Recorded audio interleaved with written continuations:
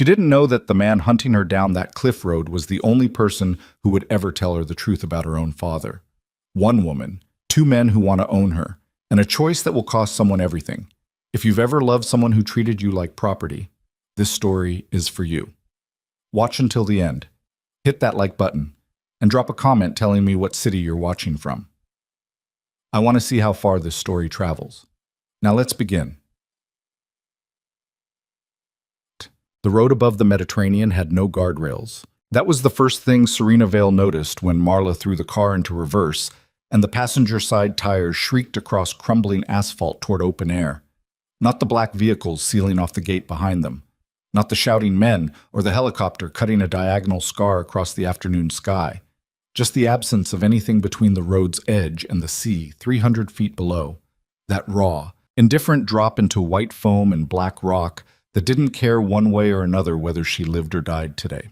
Marla's hands were steady on the wheel. That was the terrifying part. Serena's own hands were pressed flat against the dashboard, fingers white at the knuckles, and Marla looked like she was parking a grocery cart. "How many?" Marla said. 6 vehicles at the gate. Serena checked the side mirror, dust still rolling behind them from where the lead car had blocked the road. At least 4 men per vehicle, maybe more. Armed? What do you think? Marla nodded once, the way she nodded when the quarterly accounts came in short. A small, economical acknowledgement that the situation was exactly as bad as it looked, and complaining about it wasn't going to help. She spun the wheel. The car found the cliff road and began climbing. Serena's father had built his estate at the top of this particular stretch of Maltese coastline because the road had only one entrance. For 30 years, that single point of access had been a feature. Today, it was a sentence. Her phone buzzed. She already knew who it was before she looked. Dario Vale's voice came through the speaker compressed and thin, half drowned by rotor wash. He was already in the air. He'd been in the air before the first vehicle even reached his front gate. That was the kind of man he was, the kind who built escape routes into the architecture of his life, while everyone around him still believed they were safe. "Don't let them take you," he said. "No hello. No, are you all right?" Just the command, flat and absolute, like she was a piece of inventory he needed to protect for reasons that had nothing to do with her. "Helpful, Dad. Very helpful." Serena. His voice dropped into that register she'd learned to fear before she was old enough to name it, the quiet that preceded consequences. "I am serious. These men are not here for money. They are here for what I owe them.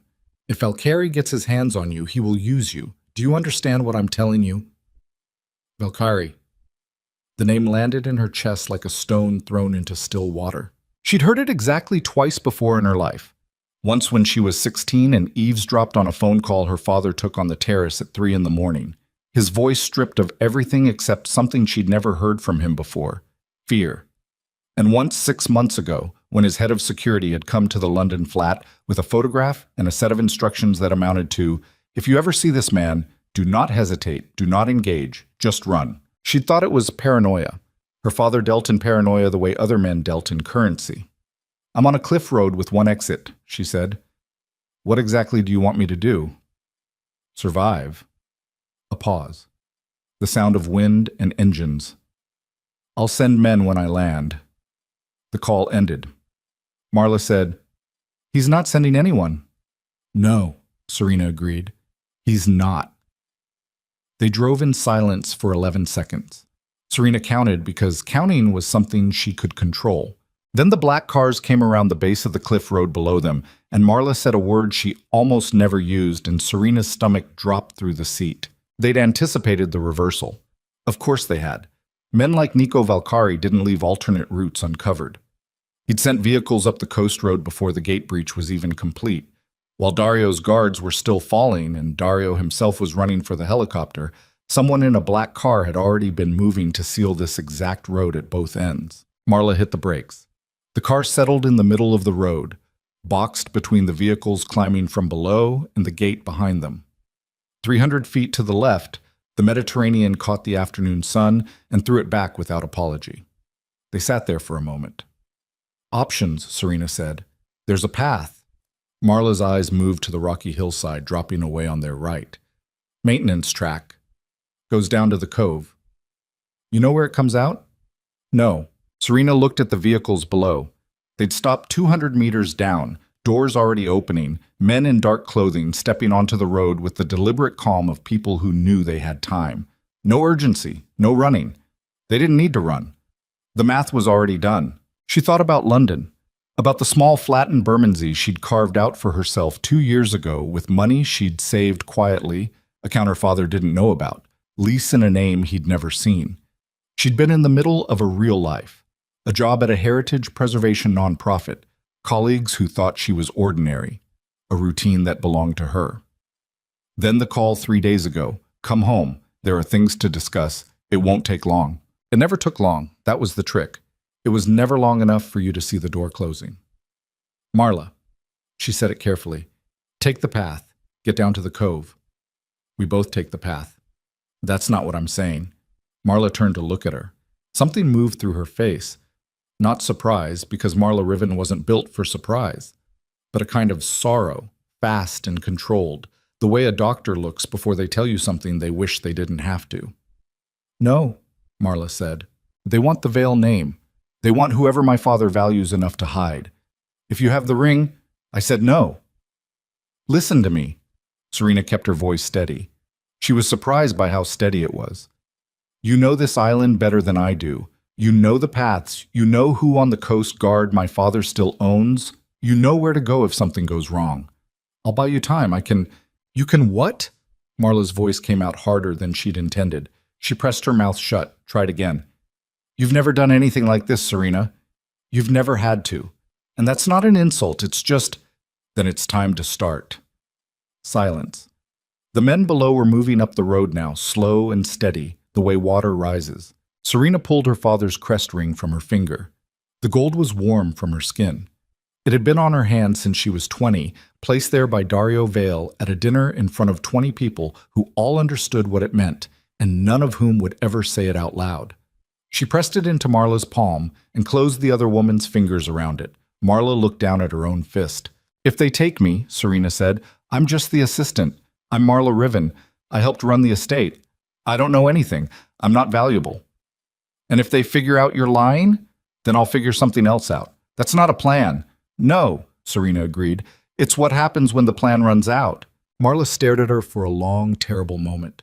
Then she reached across and gripped Serena's arm. Not gently, the way people grip when they're trying to comfort. Hard, like she was trying to transfer something through bone and muscle. A warning and a promise at the same time. There's a footpath about 40 meters up the road on the left. It drops down through the rock face to a ledge. You follow the ledge north to where it widens. There's a fisherman's shed. Old man named Cato. He has a boat. Tell him Marla sent you, and do not mention my father's name, or he'll throw you in the water himself. Serena nodded. Go, Marla said. Now, before I change my mind. Serena grabbed her bag, pushed the door open into the Mediterranean wind. The heat hit her like a wall. August in Malta, the kind of heat that sits in your lungs and doesn't apologize. Her yellow dress caught the wind immediately, snapping against her legs. She didn't look back. She'd learned early that looking back was how you lost time you couldn't afford. The footpath was exactly where Marla said. Barely a path at all. More of a suggestion, a line in the rock where decades of goats or fishermen or fugitives had worn the limestone slightly smoother than its surroundings. It dropped sharply, and Serena went down it too fast, one hand dragging against the rock face for balance. Sandals not built for this, not built for any of this. Behind her, she heard the cars. She heard Marla's door open, heard her voice, calm, clear, performing something that cost her. Telling the men, yes, she was Miss Vale's assistant. Yes, Miss Vale had left in another vehicle 20 minutes ago. No, she didn't know where. Then a man's voice said something Serena couldn't make out, and Marla's voice stopped. Serena pressed herself against the cliff face and breathed. Then she kept moving. The ledge was maybe 18 inches wide at its narrowest. To the left, the cliff face. To the right, the drop. The sea churned 300 feet below, that impossible blue-green that looked beautiful from the terrace of her father's house and looked like death from here. She kept her left hand against the rock and didn't look right. Just north. 1 foot, then the other. The wind came in from the water and shoved at her like it had an opinion. She'd made it maybe 200 meters when she heard them on the path above. Not many. 2, maybe 3. Moving faster than she had because they had boots and training and weren't wearing a dress bought for a dinner party she'd never actually wanted to attend. She could hear the radio chatter, short bursts of something that wasn't English, wasn't Maltese, something she didn't have enough of to identify. She moved faster, pushed herself against the possibility of not thinking about the drop, which was its own kind of discipline, the discipline of choosing where to put your attention. Rock, foot, rock, breath, the ledge ended.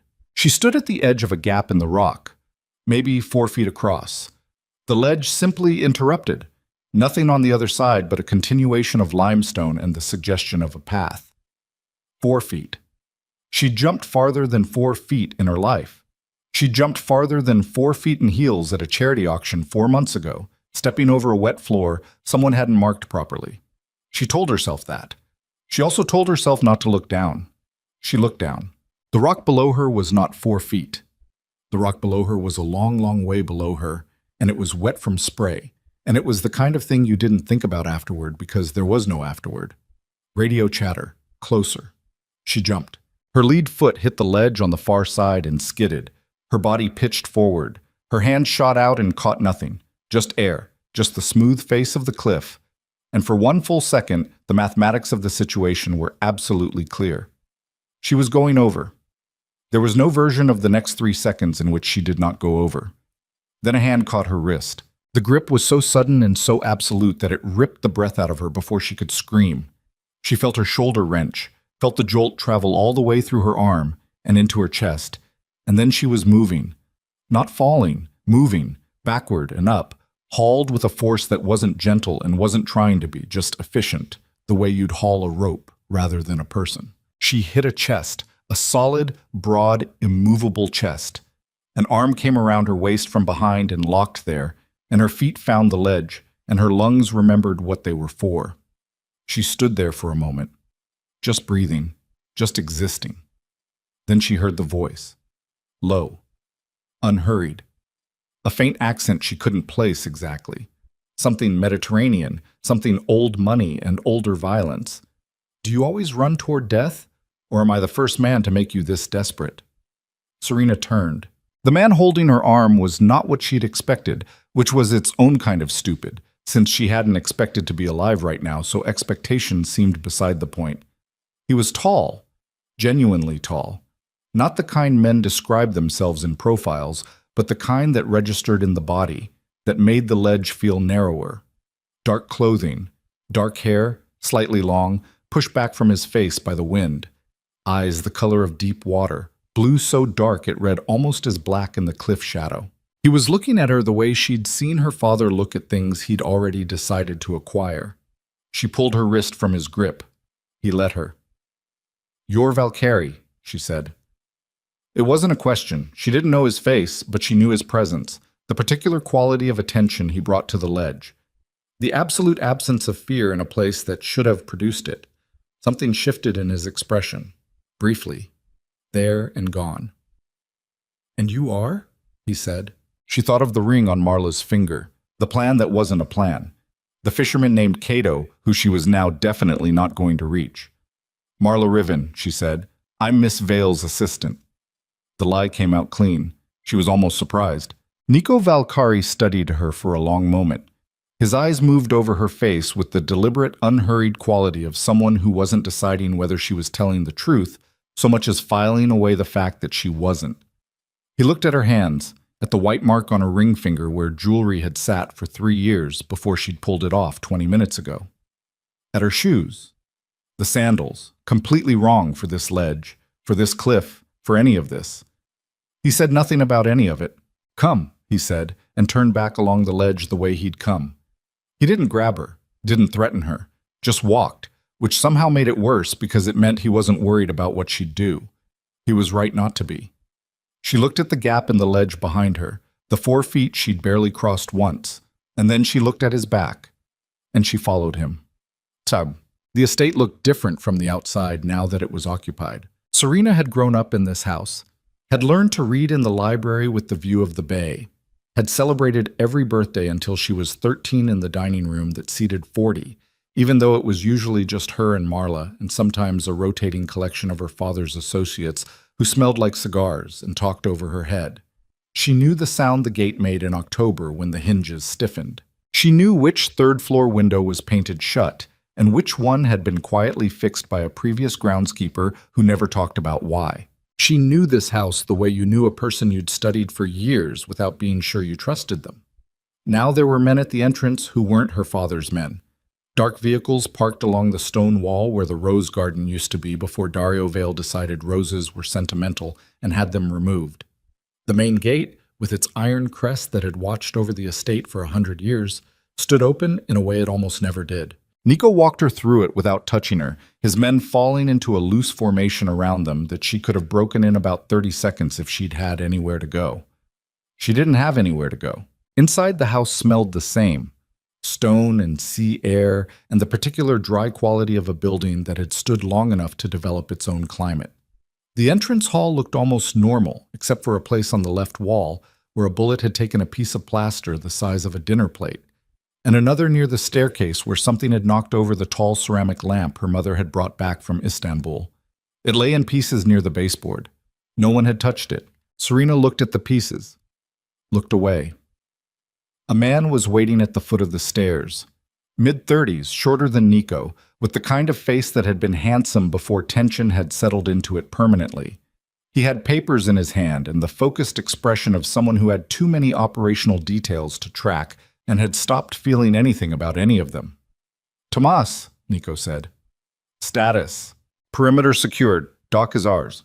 Coast Guard contact confirmed the helicopter reached Sicilian airspace." A pause. "They didn't find the financial records in the study.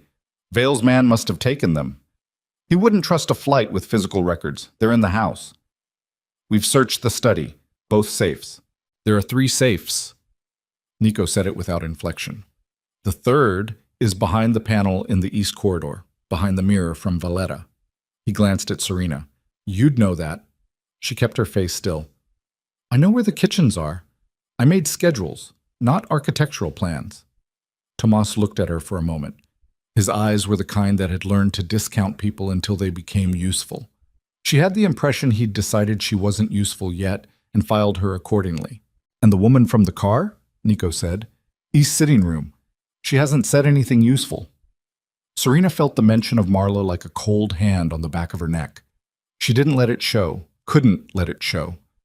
"Bring her to the dining room," Nico said. "I'll speak to her shortly." He looked at Serena again. "You. With me." He took her to the study. Her father's study was the room that had always felt most like him. Heavy furniture, the smell of leather and papers, and the particular kind of money that was old enough to feel like it had always existed. The desk was cleared. Nico's men had been through the drawers already. Stacks of documents moved to the long conference table along the wall. Nico went to the window. He looked out at the bay with his hands in his pockets, and for a moment he was just a silhouette against the light. "Who runs the household?" he said. "Miss Vale managed most of it directly. I handled scheduling and correspondence. Staff. 6 residential. Cook, 2 housekeepers, a groundskeeper, his assistant, Miss Vale's personal." She caught herself. "My counterpart on the domestic side. Adela." "Where's Adela now?" "I don't know. She was given the week off. Miss Vale was expecting the visit to be short." Nico turned from the window. He crossed to the desk and sat on the edge of it. Not behind it, which she noticed, not in her father's chair, just on the edge with his arms loosely crossed, looking at her. "You're not scared," he said. "I'm terrified." "You're not showing it." "I was raised not to." Something moved through his face again. That same brief shift she'd seen on the cliff. It was there and gone too quickly for her to read, and it bothered her that it was unreadable, because she'd spent her whole life reading rooms, reading men like her father, reading the gap between what was said and what was meant. This man was giving her almost nothing to work with. "Your hands aren't shaking," he observed. They were. They stopped. He watched her. "You were running along a cliff ledge in sandals." "Yes." "Most people wouldn't have made that jump." "I noticed." "So either you're braver than you're letting on," he said, "or you were more afraid of something else than you were of the fall." She said nothing, which was its own kind of answer, and she knew it, and she saw that he knew it. "Sit down," he said, not unkindly, just as a fact. She sat. He studied her in silence for a moment. Then, "The Vale estate runs on what schedule? What does a week look like here?" She answered. She knew enough, had seen enough in 3 days of supposedly brief visits that had stretched, the way they always did, into something longer, to answer convincingly. Household routines, staff duties, the rhythm of a house that had functioned as a semi-operational base for her father's business while maintaining the surface of a private residence. She gave him enough to be credible, withheld enough to be cautious, and tried to map the geography of his attention the whole time. He was listening, but he was listening to more than her words. When she finished, he stood. "You'll remain in the house. If you cooperate, you won't be restricted. If you try to leave the property, my men have instructions." He didn't finish the sentence. He didn't need to. "And Marla?" she said. "Miss Vale's assistant. The woman they brought from the car. She's being questioned. She's not a threat. She works for wages. She doesn't know anything. That's what questioning is for." He said it without cruelty, which was somehow worse than cruelty would have been. Matter of fact. Inevitable. "I'll make a determination." He moved toward the door. She stood before she meant to. "This was a house where people lived," she said, "before you shot holes in the walls." He stopped. Didn't turn. Just stopped. "People ate dinner here. There were children here." She heard herself and knew she was pushing something she probably shouldn't push, but the pieces of her mother's lamp on the floor of the entrance hall were still visible in her peripheral vision, and something in her refused to let it go unremarked. "Whatever my employer owes you, this was still a house where people lived." The silence stretched. He turned finally. His expression was completely flat. Whatever she'd said had landed somewhere in him, but she couldn't see where. "I know," he said. "Better than you." Then he left. What? They put her in the library. Not by accident, she suspected. A servant went in a servant's room, but whoever had made the decision had chosen the library, had looked at a woman they believed was an assistant, and put her in the most important room in the house. Either they hadn't searched it well enough to understand what it contained, or they had, and it hadn't occurred to them that she'd know what to do with it.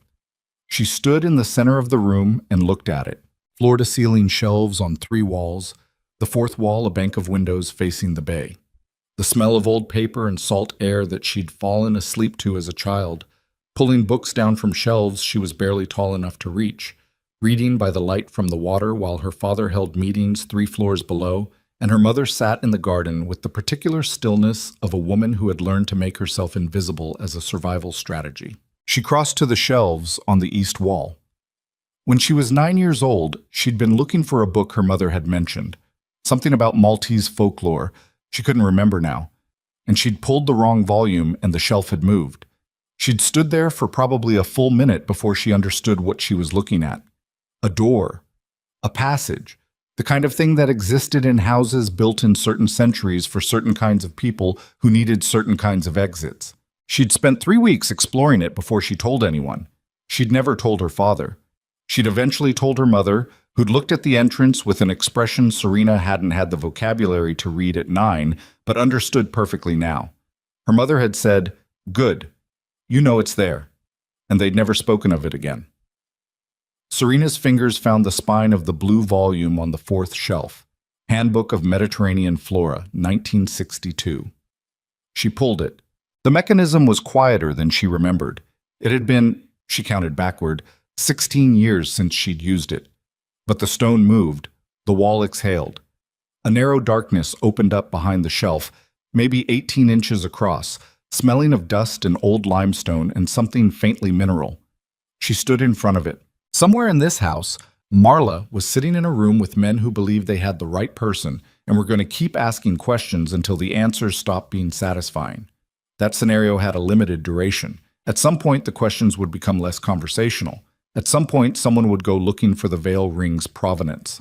And somewhere in the house, Nico Valcari was moving through the rooms of her childhood like he already owned them, reading her father's papers and thinking, what? What did men like that think when they thought they had what they came for?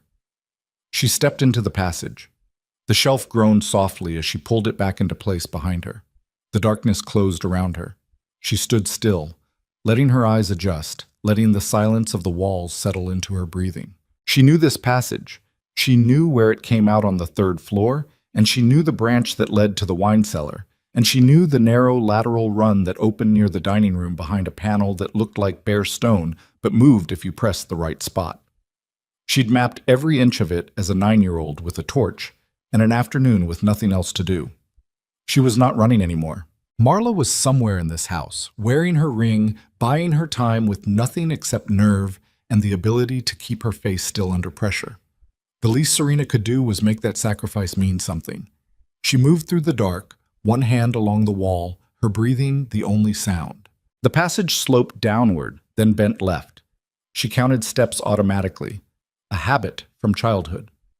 42 to the first landing, 17 from there to the branch point. She reached the branch and stopped, orienting herself. The dining room was left. Marla would be there, or in the adjacent sitting room. She needed to see first, needed to understand the room, the number of men, the positioning. She pressed her ear against the cold stone wall and listened. Voices. 2. Maybe 3. The calm, clipped cadence of men who were bored rather than urgent. That was actually worse, in a way. Urgency was inefficient. Boredom was methodical. She inched left along the lateral passage until her fingers found the panel. She pressed the specific spot, a centimeter lower than center, slightly left of the horizontal midpoint. She'd found it through 40 or 50 experiments at age 9, and felt the panel give a fraction of an inch. Not enough to open, enough to let light through, and sound. Marla's voice. I've already told you. I manage schedules. I arrange travel. I didn't know who she was meeting or why. I was staff. A pause. A man's voice Serena didn't know. The ring. Miss Vale left it behind when she... The Vale crest ring is worth more than your annual salary. I'm aware of that. She left it on her vanity. I picked it up before we left because she asked me to. Serena closed her eyes briefly. Marla was good. The small details that lived in a plausible story, assembled on the fly, nothing she'd had time to prepare. Just intelligence and nerve and years of practice at managing the chaos of Dario Vale's household without ever once letting the chaos show on her face. She couldn't see into the room, but she could hear the configuration. Marla close to the panel, her voice carrying clearly. The men further back, near the door probably. She couldn't reach her, not yet. Not without crossing the room in front of 3 men. But she now knew where Marla was. She knew the layout. She could come back through the branch to the 3rd floor, find something she could use, a phone, something that connected to the outside, and then someone new entered the room. She recognized his voice before she registered anything else. That cadence, that particular quality of quiet that wasn't peace. Nico Valcari said, "Leave us." The shuffle of boots, the door, then silence. Then, "Ms. Riven," she heard Marla say nothing. "You've been cooperative," he said. "That's noted. I want to ask you one more question, and I want you to think carefully before you answer it." Another silence. "The woman on the cliff road," Nico said. "The one running. Who was she?"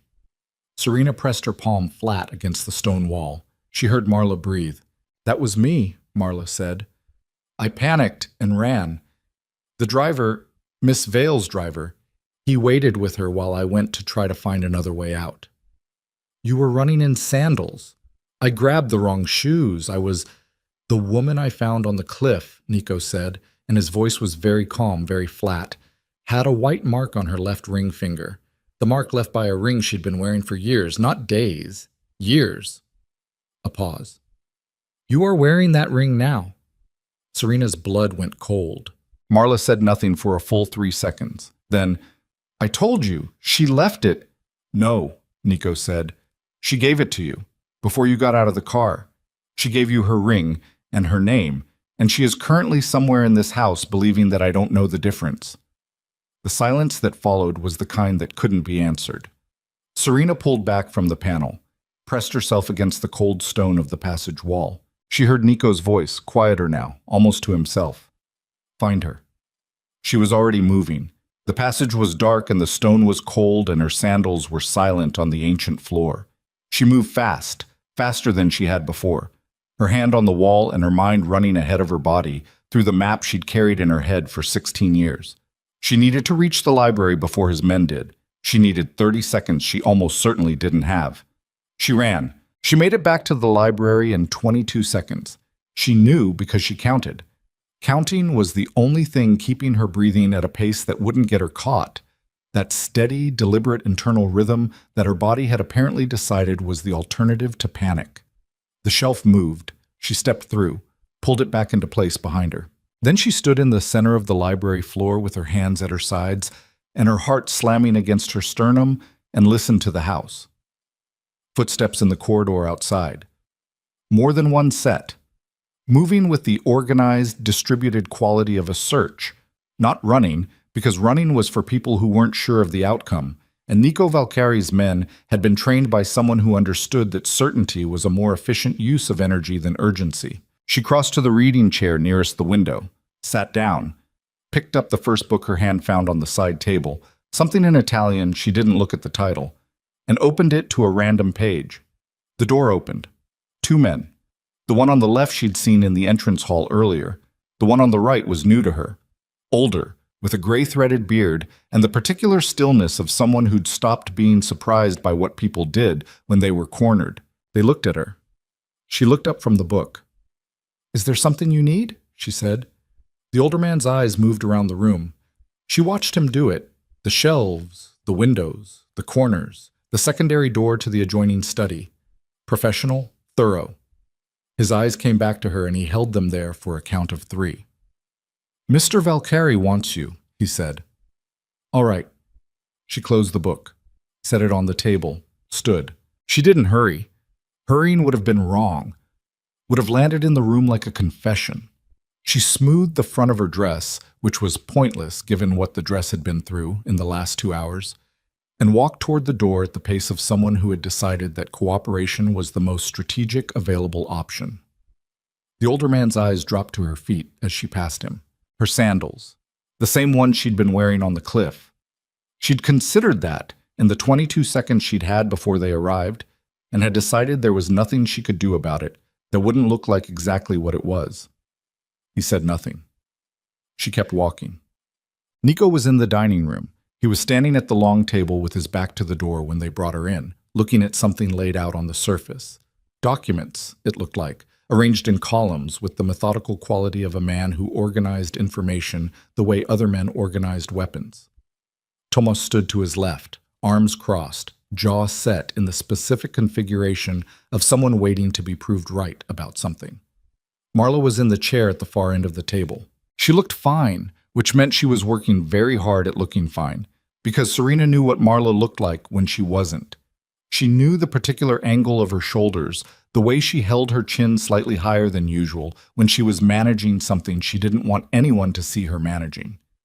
She looked at Serena and something passed between them in under a second. Not a signal. Nothing as obvious as a signal. Just a shared acknowledgement that they were both still in this and neither of them was done yet. Nico turned. He looked at Serena for a long moment, not the assessing look from the cliff or the careful analytical look from the study.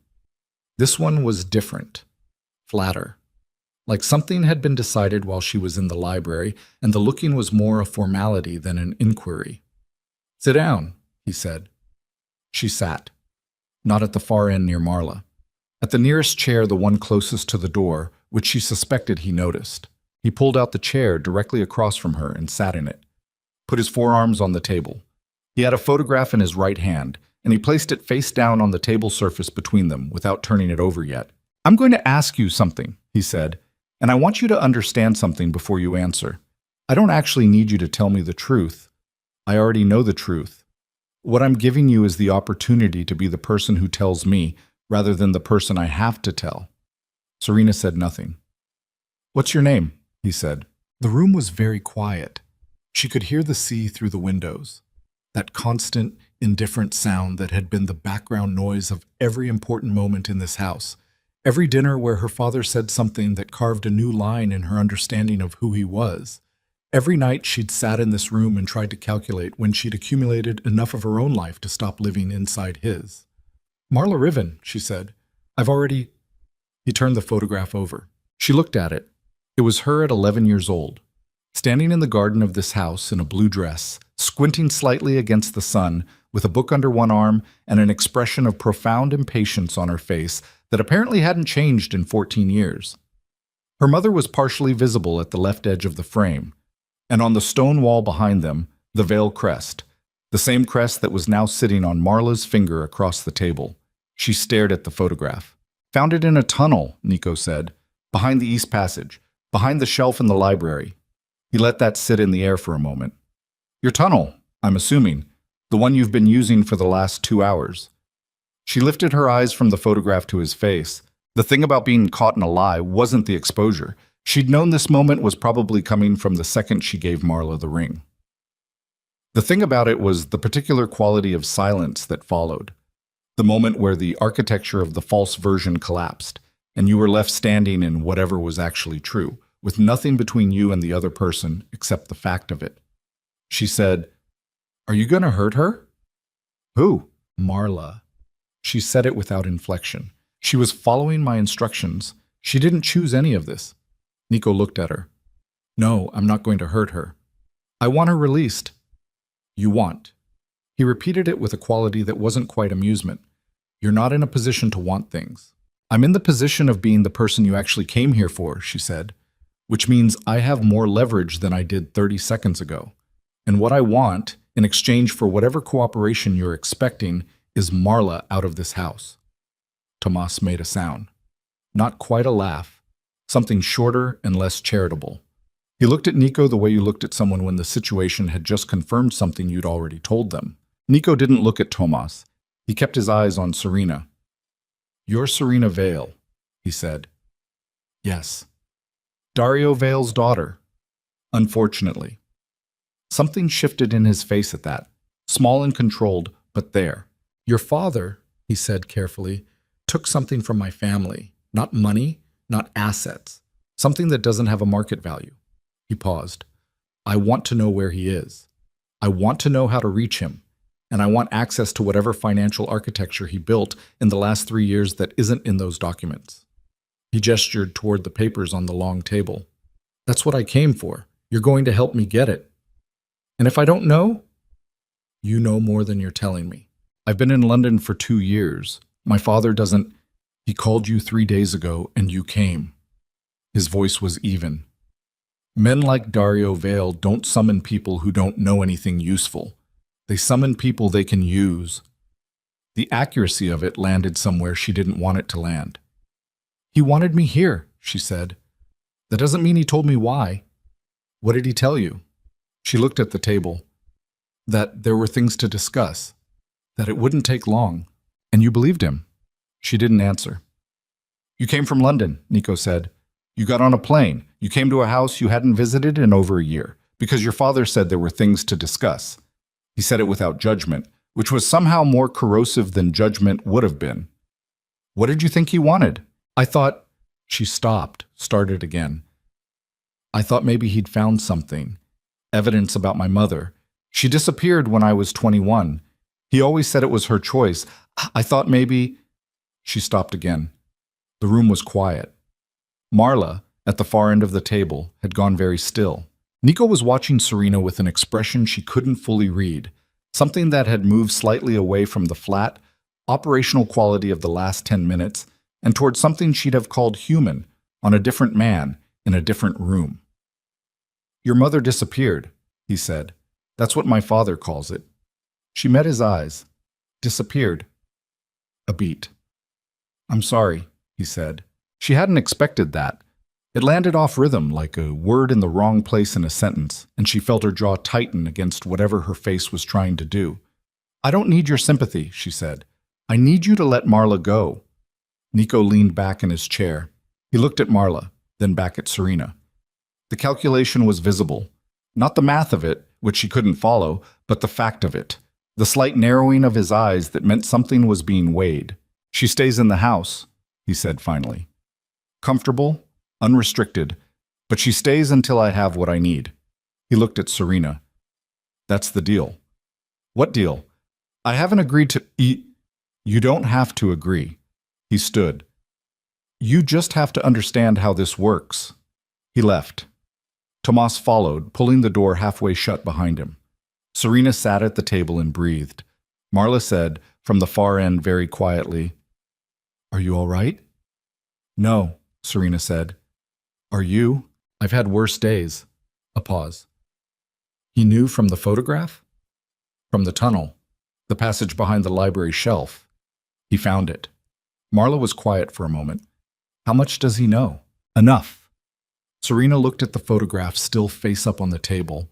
Her 11-year-old self looked back at her with that expression of impatience, that slight squint against the sun, that quality of already knowing the afternoon wasn't going to go the way she'd hoped. He knows who I am.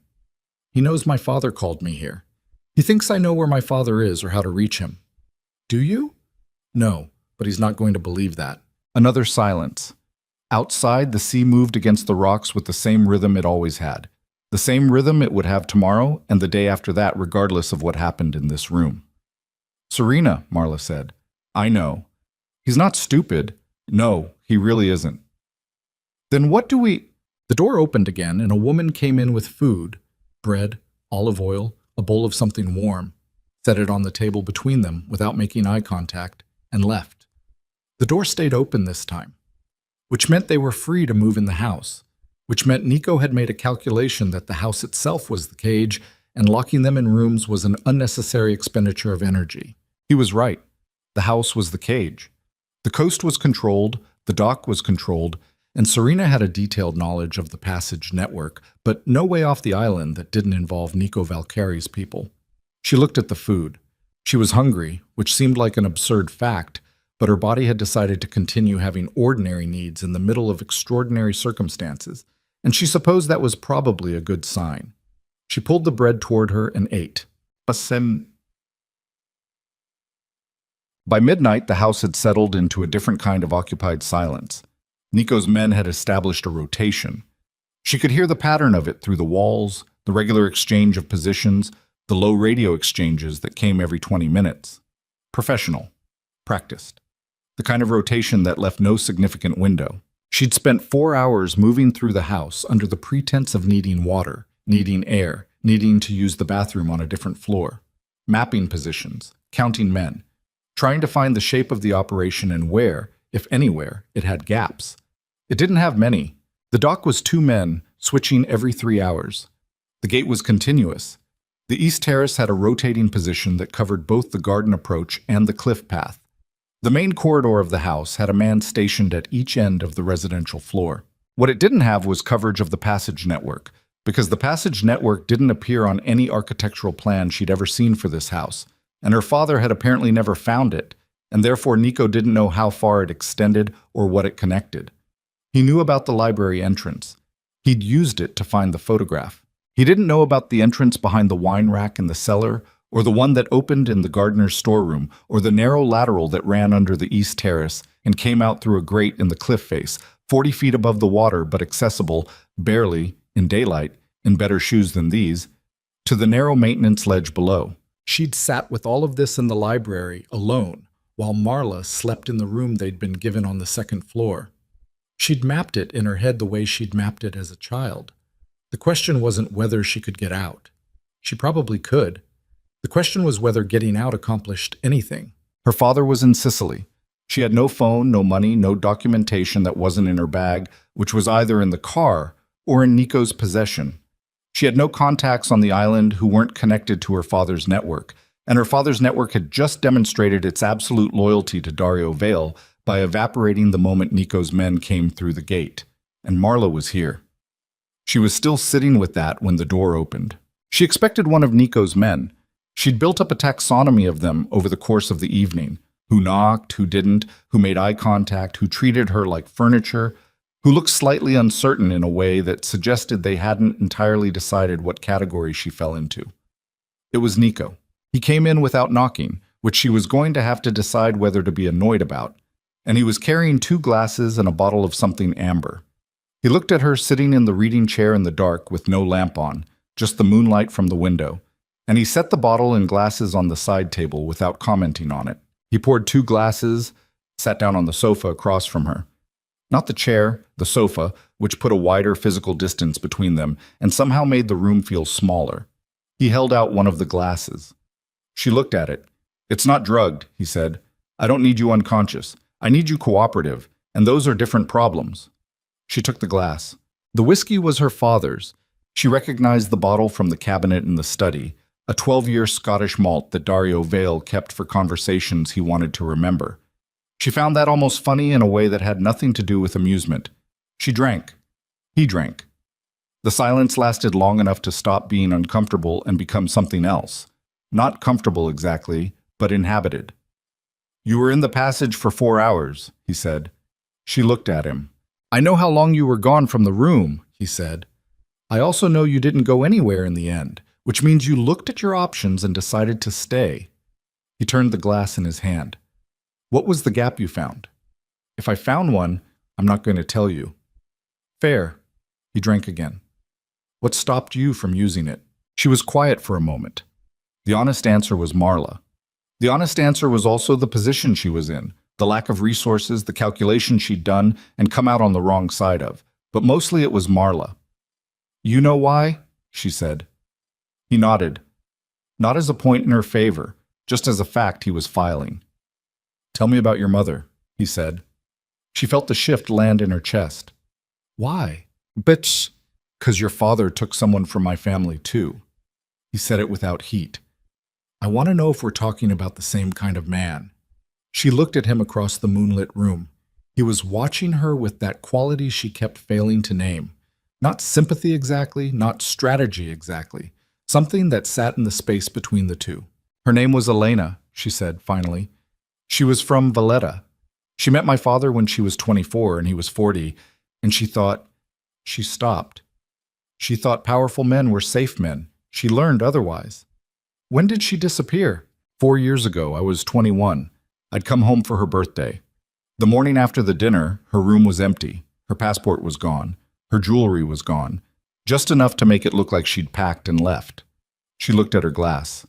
"But she didn't take her shoes." He was quiet.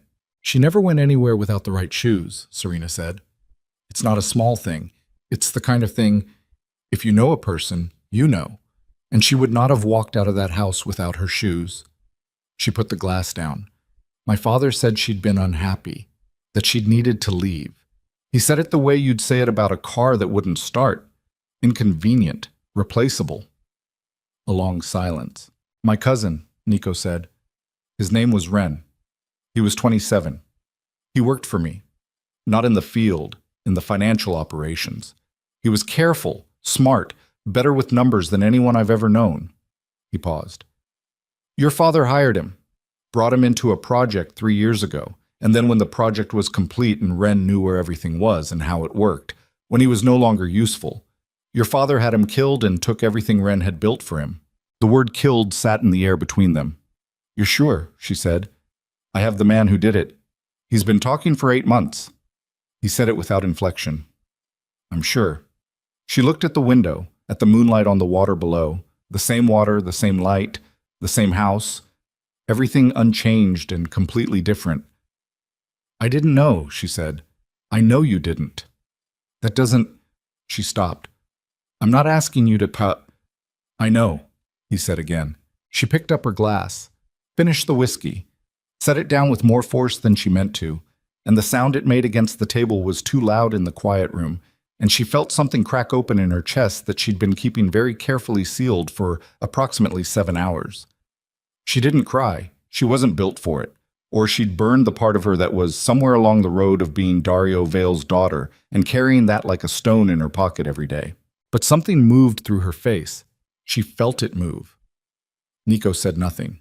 He didn't look away, and he didn't look at her with the particular expression men used when women showed cracks. That hybrid of discomfort and superiority, that micro-flinch. He just sat there, present, as if the room was large enough to hold what she was feeling without anyone needing to comment on it. After a moment, he poured more whiskey into her glass. She didn't say thank you. He didn't seem to expect it. They sat in the dark for a while longer. The house breathed around them. Outside, the sea continued its indifferent work. "If I help you find him," she said eventually, "what happens to him?" He looked at her. What do you want to happen to him? She thought about her mother's shoes, about the birthday dinner, the morning after, the empty room, about the dress her mother had been wearing that night, green silk, second-hand. She'd repaired the hem herself because she didn't like to ask Dario for things she could manage alone. She'd found it 2 years later in a bag in a storage room that her father didn't know she'd accessed, folded too carefully, the kind of careful that meant hands that were trying not to feel what they were doing. She thought about Ren, 27, good with numbers. She thought about her father on the phone in the helicopter, already in the air, his first and last instruction, don't get caught. I want him to lose, she said. Everything. Whatever he built, whatever he stole, whatever he convinced himself he was owed, I want it gone. Nico was quiet for a moment. That, he said, I can do. She looked at him across the dark room. The moonlight caught the line of his jaw, the set of his shoulders. He looked tired, she realized. The controlled, professional surface was intact, but under it, in the set of his mouth and the particular quality of stillness around his eyes, was something that had been carrying something heavy for a long time. She recognized it because she'd been looking at the same thing in mirrors for years. She said, "There's a room on the 3rd floor, east corner. My father uses it as a secondary office. He told people it was a guest room, kept the furnishings minimal so no one would look twice. He has a secondary server there, separate network, separate access. He thinks I don't know about it because he never saw me go in." Nico was very still. "I went in when I was 19, she said, while he was in Rome. I was looking for anything about my mother." She paused. "I didn't find anything about her, but I found enough to understand what my father actually was. And I memorized the access sequence because I thought someday I might need it." He said nothing. "The password changes every 90 days, she said. "The last time I was here was 14 months ago. If he hasn't changed the infrastructure, the sequence I know is probably expired." "Probably," Nico said. "But the architecture won't have changed. He's not technical. He trusts the system because he doesn't understand it well enough to know what's worth updating." Nico set down his glass. His eyes on her face had shifted again. That calculating assessment, but with something added to it now, something she wasn't going to name. "Why are you telling me this?" he said. She thought about it. Genuinely thought about it for a count of 5, because she owed herself that, owed herself an honest answer to an honest question. "Because you're going to find it anyway," she said. "And because I want to be the one who decides what my father loses. Not him. Not you." She met his eyes. "Me." Nico looked at her for a long, careful moment. Then his radio crackled. Tomas's voice clipped and tight. "We have a problem. East perimeter. Now." Nico was on his feet before the last word finished. He moved to the door and then stopped, hand on the frame, and looked back at her. "Don't go anywhere," he said. "I thought we established I'd already decided not to." Something crossed his face that wasn't quite a smile and wasn't quite not one. Then he was gone, and she heard him moving fast down the corridor, and then below her, through the window, she saw lights. Not the lights of Nico's men, different lights, positioned at the base of the cliff road, too many of them, arranged in a pattern she recognized from her father's security briefings as a staging formation. Her father's men hadn't left after all, or they'd come back. And this was the thought that turned her blood cold as she pressed her palm flat against the window glass and watched the lights below. They'd never been her father's men to begin with. They were someone else's. Someone who had been waiting outside the perimeter for exactly long enough to let Nico's forces settle in and grow comfortable. And they were moving toward the house. She counted 7 lights, then 9, then 12. They were moving in 2 lines, a flanking formation, one group pressing along the base of the cliff road, the other cutting across the garden approach from the east. Disciplined, coordinated, not improvised. This had been planned before tonight, before Nico's men came through the gate, possibly before her father even made the call from the helicopter, which meant someone had known this was coming, which meant someone had told them. She stepped back from the window. Her mind was running faster than her body, assembling pieces in the wrong order, trying to find the shape of something she didn't have enough information to see yet. Her father was in Sicily. He'd been in the air before the breach. He'd said, "Don't get caught," and ended the call. No contingency, no instruction, no plan for what happened if Nico's men took the house before he could send reinforcements. Except there were 12 men in a flanking formation at the base of his cliff, and they moved like people who knew the layout. She moved to the door. The corridor was empty. Nico had pulled everyone, or close to everyone, toward the east perimeter. She could hear it in the house, the shift of weight, the convergence of radio chatter toward one vector. A sound that had been distributed and ambient all evening was suddenly directional. She went the other way. The stairs to the third floor were at the far end of the residential corridor, behind the door that her father kept locked and his guests assumed led to a maintenance space. She had the key. She'd made a copy at 19, one of the more useful things she'd done in that period of her life. But the key was in her bag, and her bag was somewhere in Nico's possession. She stood in front of the locked door and thought about that. Then she went back to the library, the passage, the branch that ran laterally past the east corridor. If she followed it past the dining room junction and continued north, it opened onto a stairwell inside the wall, a structural gap that the original builders had left for reasons she'd never determined, that ran between the second and third floors and came out through a panel in the east corner room. Her father's secondary office, the room she'd described to Nico an hour ago. She moved fast, through the library, the shelf, the dark. The passage was colder than it had been. She noticed that and then stopped noticing it because there wasn't anything useful to do with it. She counted steps. 42 to the first landing, 17 to the branch, left for the dining room or right for the north corridor. She went right. The passage narrowed and she had to turn slightly sideways, one shoulder against the stone, moving by feel. The stairwell was a gap barely wide enough for her body. She went up it with her back against one wall and her feet braced against the other, the way she'd done at 9, except that her legs were longer now and the geometry was slightly different, and one of her sandal straps caught on something rough, and she lost 3 seconds working it free. The panel at the top gave when she pressed it. She came out into her father's office. It was dark. She didn't turn the light on. The moonlight from the single window was enough to show her the shape of the room. Minimal furniture, exactly as she described it to Nico. A desk, a chair, a cabinet, and in the cabinet, behind the false back that she'd found by accident during a search that had lasted 6 hours and left her sitting on the floor of this room at 2 in the morning reading things she couldn't unread, the secondary server. She opened the cabinet, found the false back by feel, found the server. The power light was on. It was running. Of course it was running. Her father had been managing something from Malta in the week before whatever this became whatever this was, and men like Dario Vale didn't shut down their operational infrastructure. They just disconnected themselves from it physically and trusted the encryption to do the rest. She pulled the chair to the desk and sat down. The access terminal was a tablet mounted to the underside of the desk surface, hidden in the one place a cursory search would miss because it was underneath instead of inside or behind. She'd found it the same way she'd found everything in this room, by running her hands over every surface until something felt wrong. She pulled it down. The screen came on. Access sequence. She'd memorized it 14 months ago, and she'd refreshed it in her head 3 times since then. The way you refreshed anything you were afraid of forgetting. Not obsessively, just enough to keep the path clear. She entered it. The screen told her the credentials were expired. She sat there for a moment. Then she looked at what was on the screen around the rejection message. The architecture of the login interface, the version number, the last access timestamp. Her father had accessed this system 4 days ago, 2 days before he'd called her to come home. She looked at the timestamp and thought about what he'd been doing 2 days before he called her, what he'd been moving or hiding or arranging.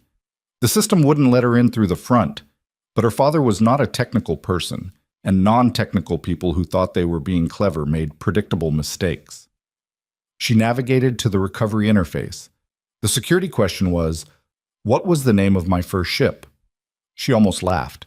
Her father had one piece of sentimentality in him, one thing he held on to with the particular grip of a man who'd started with nothing and needed something to mark the starting point. He told the story of his first shipping vessel at every dinner table she could remember. He told it to men who'd heard it before and nodded anyway because that was what you did. He'd told it to her when she was 7, when she was 12, when she was 19 and already knew the story well enough to finish his sentences. The Elena, he always said. Named it for your mother before I knew what she was. She typed the name. The system opened. She had 12 minutes before someone came looking for her. She didn't know that with certainty, but it felt right. The house was focused on the east perimeter. Nico was outside. Tomas was managing the interior response. And she was a woman who'd already demonstrated she wasn't going to run. 12 minutes was probably generous. She navigated fast. She knew what she was looking for. The financial structure her father had built around Ren's death. The accounts and entities and transfer records that Nico had been searching for in the study. She also knew she didn't have time to understand everything, only to find it and hold it. She found the primary directory in 4 minutes. What she found there took her remaining 8 and left her sitting in the dark in her father's secret office with her hands flat on the desk and her breathing wrong. The accounts were there.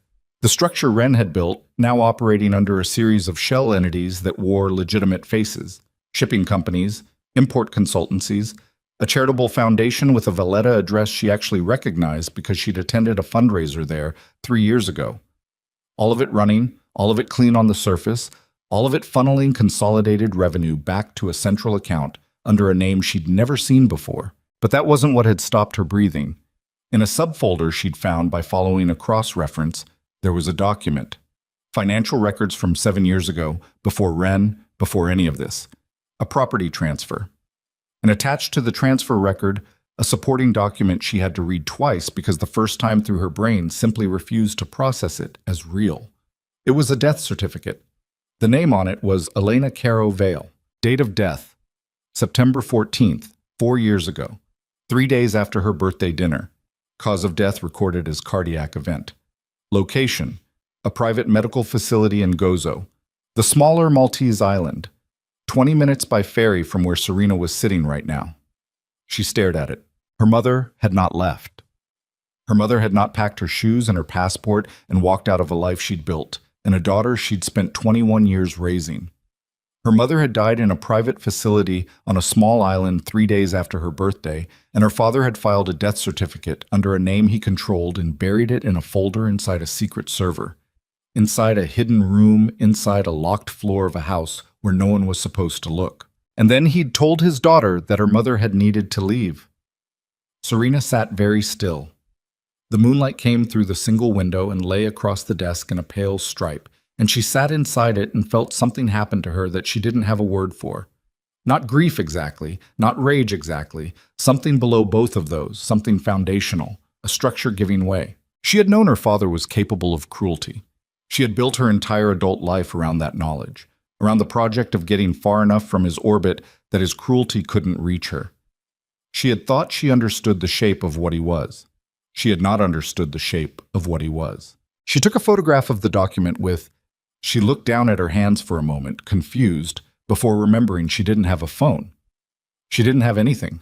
She was sitting in a secret room in a locked floor of a house full of armed men with a piece of information that could destroy her father and no way to hold it. She read the certificate again. Committed it to memory the way she'd committed the access sequence. Methodically, the specific details that would make it real to someone who hadn't seen it. The facility name, the attending physician, the case reference number, the date. Then she heard footsteps. Not from the corridor, from inside the wall. She was out of the chair and across the room and pressed against the wall beside the panel before the footsteps resolved into anything identifiable. Her hand found the panel latch, ready to move back into the passage if... The panel opened from the other side. Nico came through it. He stopped when he saw her. The briefest arrest of motion. Not surprise, because she was beginning to think he wasn't built for surprise either, but something. He took in the open cabinet, the tablet, the chair pulled to the desk. "You found it," he said. "Yes." "And?" She looked at him. The moonlight caught the left side of his face. He'd been running. His breathing was slightly elevated, his jacket gone, a dark mark on the underside of his left forearm that might have been a burn or an abrasion from moving through the passage. He'd come through the same way she had. "The financial records are in the primary directory," she said. "The structure is more extensive than you described. There are at least 12 shell entities running under legitimate covers." She stopped. "And there's something else." He heard it in her voice. She knew he heard it because his focus sharpened. The quality of his attention shifted from operational to something more direct. "What?" he said. She told him. She said it plainly, without performance. Because the thing about information that had just broken something fundamental in you was that you didn't have the energy left to dress it up. She told him about the subfolder, the property transfer, the cross-reference. She told him what the document was. She told him the date and the location and the cause of death that her father had filed with a facility on Gozo while telling his daughter that her mother had needed to leave. Nico listened without moving, without saying anything. When she finished, the room was very quiet. "I'm sorry," he said, for the second time tonight. "Stop saying that." Her voice came out harder than she intended. She breathed. "I need you to secure that server, all of it, whatever's on it. I need it preserved." Already happening. Tomas has a team on the secondary network access downstairs. The death certificate, specifically. "I'll tell him." "Tell him it's the priority." She met his eyes. "Before your financial records. Before anything else. That certificate is the priority." He looked at her for a moment. "Understood." She nodded, looked at her hands. They weren't shaking, which surprised her, and then didn't. Shaking was for things you hadn't decided about yet. "The men outside," she said. "The formation on the east perimeter. Dealt with." "Who were they?" He was quiet for half a beat. "Not your father's men. We identified the lead vehicle. They belong to a contractor named Fossey. He works for 3 different clients in this region. Your father is one of them." He paused. "But Fossey doesn't move on a primary client without instruction from someone senior to that client." She looked up. "What does that mean?" "It means someone above your father in the food chain decided tonight that this situation had gone on long enough." He said it evenly. "Someone who has more to lose from me having access to that server than your father does." She processed that. "There's someone above my father. There's always someone above." He moved to the desk, looked at the open tablet without touching it. "Your father is an empire builder, not an architect. He builds for other people's designs. He always has." He looked at her. "The man he builds for is named Cassin. He's the reason Ren is dead. Your father pulled the trigger. Cassin gave the order." The name meant nothing to her, but the structure of it, the fact of it, the layer of power above the layer she'd spent her whole life watching, settled into her like cold water. "Is Cassin the one who sent those men tonight?" she said. "Yes." "Which means he knows you're here. He knows you have the house." "Yes." "Which means he'll send more." She looked at him. "And my father is in Sicily. My father is in a position where his continued usefulness to Cassin depends on resolving this situation." His voice was absolutely flat. "Cassin doesn't tolerate loose ends. Your father knows that. The question is which problem he decides to solve first." She understood what he was saying. She stood very still with the understanding of it. "He'll give Cassin what he needs," she said, "to prove he's still useful." "Yes. And what Cassin needs is for that server to not exist in your hands." "Yes." "Which means my father will—" The sound reached them at the same moment. Not an explosion, something deeper. A concussive pressure that moved through the walls of the house and displaced the air in the room and rattled the window in its frame. Then the secondary sound. Something structural, the groan of a building absorbing force it wasn't designed for. Serena grabbed the edge of the desk. Nico was already at the window. Below, the east terrace was on fire. Not the controlled burn quality of a flare or a signal device. The real thing, orange and white and moving fast across the dry August vegetation at the base of the cliff, and inside the orange, darker shapes that had been the terrace furniture and the storage shed and the generator housing that powered the estate's secondary electrical systems. "That's the backup power," she said. "Yes. If the backup goes, the server has a 30-minute battery reserve." He turned from the window. "Tomas needs to complete the extraction in 28 minutes or we lose everything." "Then go." She moved toward the panel. "Go. You're coming with me. I know this house better than your entire team combined. I can—" "Serena." He said her name for the first time. Not the assistant's name, not the lies she'd offered him on the cliff. Her actual name, with the weight of someone who had decided something. "I know you can manage alone. That's not why I'm asking." She looked at him. Cassine's second move will be the house itself, he said. Not the perimeter, not the power, the house. He needs the server destroyed, and he needs you. He stopped. He needs anyone who's seen those records unable to testify to what they saw. The implication settled. My father told him about me, she said. Your father told him you were here? Yes. She stood in the moonlit room in her ruined dress and her wrong shoes and thought about her father on a phone somewhere in Sicily, calculating which sacrifice bought him the most time. She thought about the green silk dress folded in a storage bag. She thought about a facility on Gozo and a case reference number she'd memorized 10 minutes ago in a room her father thought no one would ever find. All right, she said. All right? I'm coming with you. She moved to the panel. But Marla goes first. Whatever else happens, she leaves this house before Cassine sends whatever he's sending next. Nico was right behind her. Agreed. And the server, the certificate specifically, that goes with us or I don't move. I said agreed. She stepped into the passage. The darkness closed around her again, that familiar cold mineral smell, the stone under her fingertips. She moved fast, faster than she had the first time, faster than caution would have recommended, because caution was for situations where you still had a margin for error. She could hear Nico behind her, closer than she expected, moving through the passage with the ease of someone who'd been in tight spaces before, his breathing steady and controlled.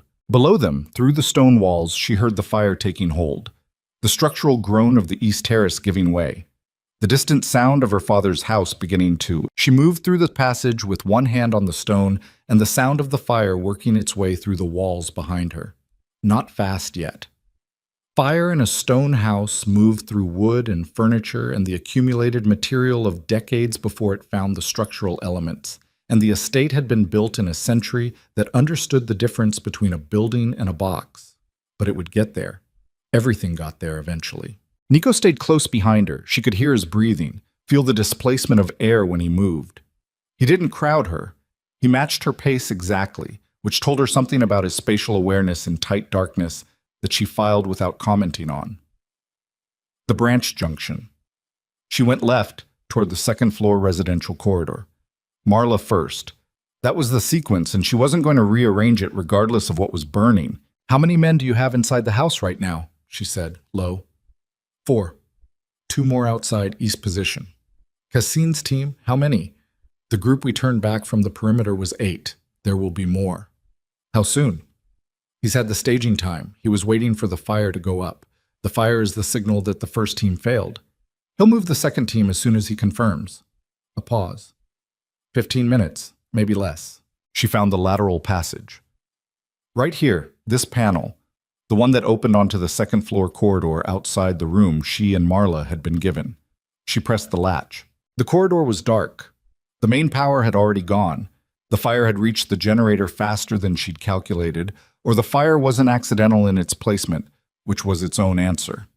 Emergency lighting had kicked in along the baseboard, dim orange strips that turned the hallway into something that looked like the inside of a vessel going down. She went to the room, pushed the door. Marla was not in the bed. Serena stood in the doorway for 1 full second and let the spike of adrenaline move through her without acting on it. Then she looked at the room properly. Bed empty, sheets pushed back, the small window above the writing desk open 3 inches, the chair pulled under it. She tried to run, Nico said from behind her. She heard the explosion. Serena was already moving back into the corridor. She would have gone for the dock. She knows where the dock is. She knows this coastline. It's what I would have done. The dock has 2 of my men. She doesn't know that. They went for the stairs. The smoke reached them at the first-floor landing. Not thick yet, just a suggestion, a quality in the air that made the back of the throat register something wrong before the eyes caught up. The east wing was fully involved now. Through the tall windows at the end of the ground floor corridor, the terrace was a wall of orange that moved and breathed and consumed with the purposeful quality of something that had been waiting for the right conditions. The entrance hall was empty. The front door was open. Someone had gone through it recently, the old mechanism still completing its closed cycle, 3 inches from the frame. Outside, the night air hit her like a hand, hot on the east side from the fire, the ocean wind pushing in from the west and feeding the flames. The estate grounds were lit in uneven orange, shadows moving wrong, the shapes of trees and garden walls made unfamiliar by the light source. She heard the shot before she processed it. Not at her. Somewhere to the left, toward the garden wall that ran along the cliff path. The flat, enclosed sound of a handgun, then a second, then voices. One of Nico's men, she thought, the cadence of it, the controlled shout. Nico's hand came down on her shoulder and pushed her left into the shadow of the entrance portico. She went without arguing. He moved up beside her, and she could see his face in the firelight for the first time in an hour, jaw set, eyes moving across the grounds in a systematic sweep. The controlled readiness of a man who had been in worse versions of this before and was managing the distance between past and present by keeping his hand steady. "Marla," he said, low. "She'd go for the garden wall. There's a gate in the south corner, the groundskeeper's gate, usually unlocked. It leads to the coastal path. That's where the shot came from." "I know." She moved before he could respond, out of the portico shadow and low across the gravel, staying under the line of the ornamental hedge that ran along the house front. Nico was right behind her. She heard him on the radio. 2 words. Something short. She caught the word south. And then they were at the corner of the house, and the garden wall was 30 meters away. The gate was open. The 2 figures near it resolved in the firelight. Marla, back against the wall, and one of Nico's men 3 meters from her with his weapon up. Not pointed at her, down, but up. The position of someone who had stopped someone from moving and was waiting for direction. Marla saw Serena, and her expression did something complicated. Relief and fury in the same instant, compressed into the single tight line of her mouth. "Stand down," Nico said. The man lowered the weapon and stepped back. Serena crossed the remaining distance. Marla grabbed her arm the same way she had in the car. That hard, transferring grip, bone and intention. "Are you hurt?" Serena said. "No. Are you?" "Not yet." "That's not reassuring." "Marla." She kept her voice level. "I found something on the server. About my mother." Marla went very still. "Not here," Nico said. He was already scanning the south perimeter. "We have less than 10 minutes before this property becomes completely untenable. We move to the dock, we take the secondary vessel, we leave." "The secondary vessel," Serena said. "Where?" "My team brought it in 2 hours ago, south mooring, below the cliff path. Your father's dock is too exposed." She looked at the cliff path beyond the gate. In daylight it was manageable. In August, firelight with people coming over the perimeter wall, it was a different proposition. But she'd been on that ledge today in sandals and a yellow dress and made a 4-foot jump across open air, so her definition of manageable had been revised considerably. "Go," she said. They went through the gate. The coastal path was narrow and unlit, the fire behind them throwing orange across the cliff face to their left and the ocean dropping away to the right. Nico went first, which she registered and didn't argue with because he had operational awareness of what was ahead, and she had topographic knowledge of what was beneath their feet. And in this specific situation, his information was more immediately relevant. Marla was between them. Serena stayed close behind, one hand occasionally on Marla's back when the path narrowed or when the loose limestone shifted under their feet. They were 40 meters down the path when the second team came over the wall. She heard them before she saw them, the sound of boots on stone, the systematic quality of multiple people moving over an obstacle at the same time. Too coordinated for a single person, too fast for anything improvised. She looked back and saw the silhouettes on top of the garden wall against the fire. 4 of them, dropping down onto the path above. "Run," Nico said. They ran. The path descended in a series of uneven steps. Not true stairs, just limestone worn into progressions by decades of foot traffic, each one a different height and depth. The kind of surface that was absolutely fine at a walk and absolutely wrong at speed. Serena's right sandal caught on the 3rd step down, and she lost it. Felt the strap give and the shoe stay behind, and her foot hit stone, bare, and that was that. She kept running. The stone under her bare foot was rough and cold and real, each impact traveling up through her ankle and into her leg, and she ran anyway because the alternative was worse. Behind them, the 4 men were on the path. She could hear them gaining. They had boots, and they had the advantage of knowing the path was clear because they'd just watched 3 people run down it. She didn't look back. Looking back cost seconds she didn't have. Nico stopped. It was so sudden that Marla nearly ran into him. He was at a widening in the path, a small flat area where the cliff face stepped back before dropping again, and he was turned to face the way they'd come, and his face in the firelight from above had the quality of a decision already made. "Keep going," he said. 40 meters, the path bends left. There are steps cut into the rock. Steep, go slow on them. At the bottom, the mooring. "You're not," Serena started. "Keep going." Nico, 40 meters. His eyes found hers for 1 second, direct and absolute. "Go." She grabbed Marla's arm and ran. 40 meters felt like 400. The path bent left as promised, and the steps were there, cut into the cliff face in the previous century by someone who hadn't cared about comfort. Steep and narrow with no railing, the ocean visible in the firelight below as a dark moving surface that caught orange. She went down them with her hand against the cliff face, and her bare foot slipping on the moisture from the sea spray and her other foot still in its sandal, which was actively unhelpful for grip, but she didn't have the seconds to remove it. Behind her, above, she heard them. Voices. Not Nico's. The language she still couldn't identify. And then an impact she felt more than heard. Something physical that transmitted through the cliff face into her palm.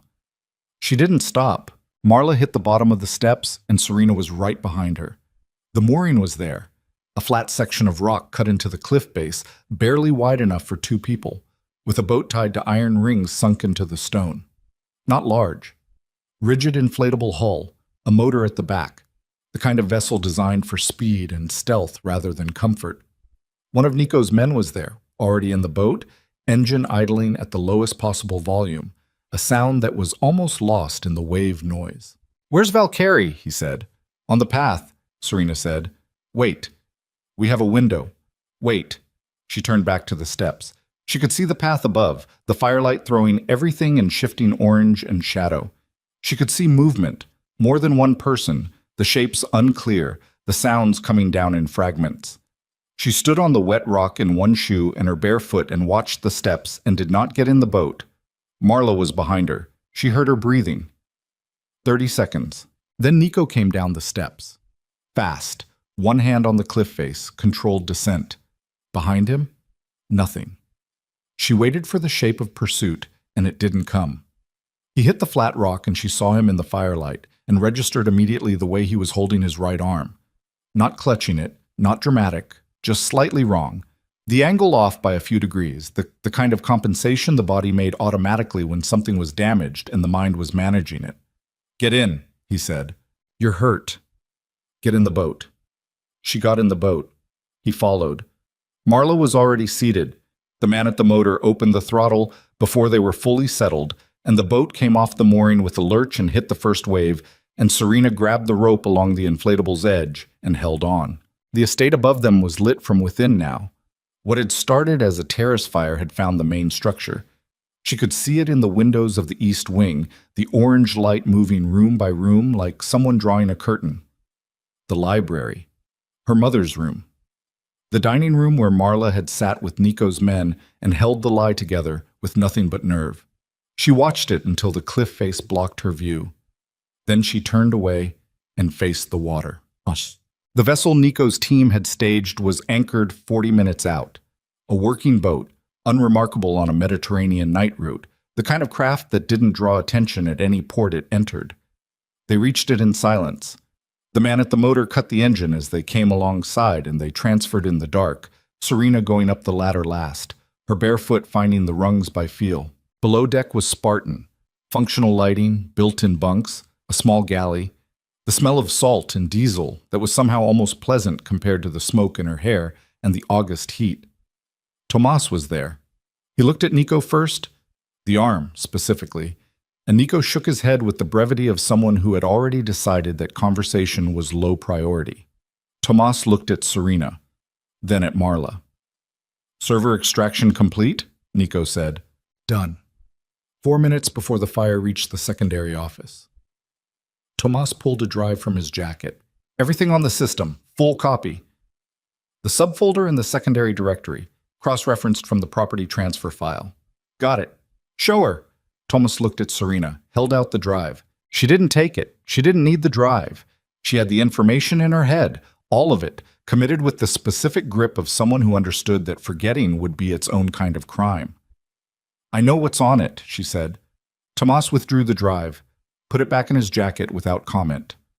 Marla, beside Serena, said quietly, "Tell me." So she did. Standing in the low-ceilinged below deck of a working vessel, moving through the Mediterranean night, one shoe off and smoke in her hair, and her hands steady in a way they had no right to be, she told Marla about the subfolder, about the property transfer, about the certificate with her mother's name on it, and the facility in Gozo, and the date that was 3 days after the birthday dinner and the cause of death that her father had filed, and then hidden in a machine he'd put behind a wall, he'd put behind a floor, he'd locked. Marla listened without interrupting. When Serena finished, the room was very quiet except for the engine noise and the water. Then Marla said, "I knew." Serena went still. Not what happened to her, not the certificate. Marla's voice was careful, controlled in the way of someone choosing which words were safe. "But I knew she didn't leave. I knew it that morning. I went to her room. I went before your father did, before anyone. The shoes were there, and I knew." She paused. "I didn't say anything because I didn't know what had happened to her, and I didn't know what saying something would do to you." Serena looked at her. "I'm sorry," Marla said. "I've been sorry for 4 years." She thought about 4 years, about London, about the nonprofit job and the colleagues who thought she was ordinary, about the small account her father didn't know about the space she'd been trying to build between herself and a loss she'd never been allowed to grieve properly because the loss had been presented to her as a choice, as abandonment, as her mother needing something that Serena apparently hadn't been enough to compete with. She thought about the green silk dress and the storage bag. She said, "I know. Not forgiveness, not yet, but something." Marla closed her eyes briefly and opened them, and that was enough for now. Nico had moved to the far end of the room to give them space. She noticed that, registered it without turning.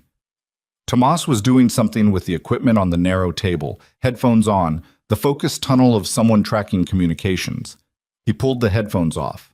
"Valkyrie," he said, and the quality of his voice changed the air in the room. Nico turned. "Cassine's people have triangulated the vessel's departure vector. They know we're on the water." He paused. "They have a ship." "How far?" 18 minutes, and they have a signal jammer running. We won't be able to transmit after the next 4 or 5 minutes. Another pause. "And there's something else." "Say it." "Dario Vale is on the ship." The room absorbed that. Serena felt it move through her. Not surprise exactly, but the specific weight of something you'd been carrying as a possibility, finally becoming a fact. Her father. On Cassine's ship. She thought about the calculation she'd described to Nico in the library. Her father sacrificing whatever was necessary to prove his usefulness to the man above him. She'd been right about the shape of it. She hadn't been right about how close it was. "He told Cassine about the server," Nico said. "He told him about more than that." Tomas set the headphones down. "The intercept. Cassine thinks we have something that directly implicates him in Ren's death. Not just Vale. Him personally." "Because we do," Nico said. "Right. Which means he's not going to let this vessel reach any port." Tomas said it plainly. "He can't afford what we're carrying." The implication moved around the room and settled. "How fast is the ship?" Nico said. "Faster than us." "Alternatives?" "There's a coastal patrol frequency we can hit in the next 3 minutes before the jammer takes us dark. But a distress call from a working boat at this hour." Tomas shook his head. "Response time is 40 minutes minimum." "We don't have 40 minutes." "No." Serena had been standing at the edge of this conversation. Now she stepped into it. "There's a way to slow them down," she said. Both men looked at her. "Not the ship. My father." She met Nico's eyes. "He's on that ship because he thinks Cassine needs him. He thinks his value to Cassine is intact because Cassine doesn't know yet what we found on the server." She paused. "What happens to my father's usefulness when Cassine finds out that Elena Vale is on that drive?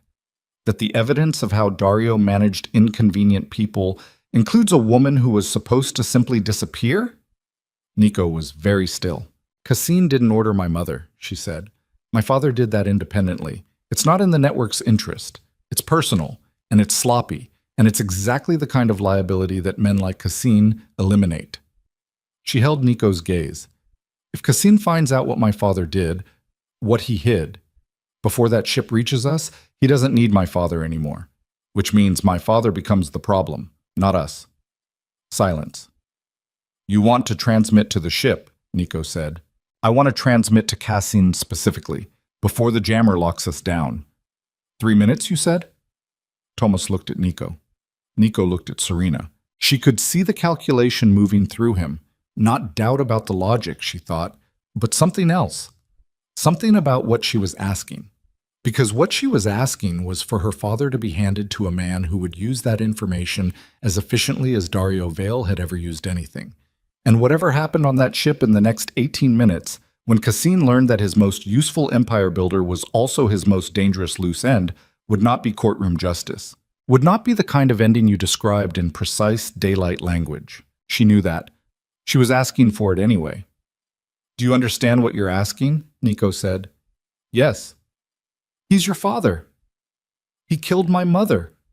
Her voice was absolutely even. He put her in a facility on Gozo and filed a certificate under a name no one would look for, and then he told me she'd needed to leave. For 4 years he let me... She stopped, breathed. He is my father, and I know exactly what I'm asking. Nico looked at her for a long count of 5s. Then he looked at Tomas and said, Open the frequency. Tomas pulled the headphones back on. His hands moved across the equipment with the practiced efficiency of someone who had done this in worse conditions. Worse light, worse sea, worse odds. He found the frequency in 40 seconds and held up 2 fingers. 2 minutes before the jammer took them dark. Nico looked at Serena. You transmit, he said. Your voice. He needs to hear it from you. She hadn't expected that. She'd expected him to handle it, to use the information as leverage in the way that men in his position used information, clinically and at a remove. The fact that he was handing it to her meant something she didn't have time to fully process. She crossed to Tomas. He put the secondary headset over her ears and pointed to the transmit switch. She pressed it. This is Serena Vale. Her voice came out steady.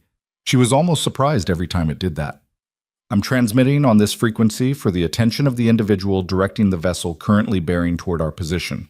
You have approximately 16 minutes before this becomes unnecessary. I want to use them efficiently. Static, sea noise, the engine of their own vessel. Then a voice, not her father's. Older, drier, with an accent she placed somewhere between northern Italy and somewhere that had never needed to identify itself. Miss Vale, the voice said. You've had a productive evening.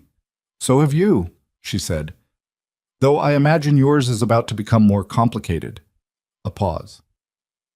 I doubt that. There's a subfolder on the server your associate has spent 3 years hiding, she said. Cross-referenced from a property transfer filed in Gozo 4 years ago. The document it links to is a death certificate. The name on it is Elena Caro Vale. She let that sit for exactly 2 seconds. My father filed it at a private facility on the island. Cardiac event, the certificate says. The attending physician's name and case reference number are on the document, and I've committed both to memory, along with the date, which is 3 days after her birthday. Another beat. Your associate managed an inconvenient personal situation using the same infrastructure he built for your network. I thought you'd want to know that before you made any further decisions about his value to you. The silence on the frequency was a different quality than static. It was a man sitting with information and rearranging things. That's a significant claim, the voice said. It's on the drive your associate is currently trying to prevent us from landing. She said it plainly. You can verify it yourself in approximately 14 minutes when your ship reaches this vessel, or you can verify it now by asking the man standing next to you what happened to his wife in September 4 years ago. The transmission cut. Tomas pulled his headphones down. Jammers up, we're dark. Serena removed the headset. She set it on the table with careful precision, the way you set something down when your hands were shaking and you didn't want anyone to see them shake. They were dark. Whatever happened on that ship in the next 14 minutes, they weren't going to hear it. They were going to find out what it produced, whether the ship maintained course, whether it slowed, whether the tactical situation changed or stayed the same. and they had no ability to influence any of it now. She sat down on the narrow bench along the hall wall. Marla sat beside her, not touching, just present, the shoulder-to-shoulder proximity of two people who had run out of words and found that the absence of them was adequate. Nico was standing at the far end of the cabin, his back to the room, looking at nothing. His right arm was at his side. She could see from the angle of his shoulder that it was costing him something to hold it that way, and she thought about saying something and decided against it because he would tell her when he wanted her to know. Tomas watched his equipment. The jammer had taken their transmission capability, but reception still came through in fragments. Not from the ship, the range was wrong, but the ambient traffic of a Mediterranean night, fishing boats and patrol channels, and the distant relayed voices of a coastline going about its business without knowing what was happening in this particular patch of water. 11 minutes. The engine continued. The hull moved through the water with a slight regular pitch, starboard lifting and settling, lifting and settling. Serena watched the motion and let it work on her. The repetition of it, the mechanical indifference of water against hull, the fact that the ocean didn't know or care what she was carrying in her head. She was thinking about Gozo. The island was 20 minutes from Malta by ferry. She'd been there twice in her life, once at 14 on a school excursion, and once at 19 with a friend from London who'd wanted to see the azure window before it fell into the sea, which it subsequently had, 2 years later, which felt like the kind of thing she should have a larger thought about.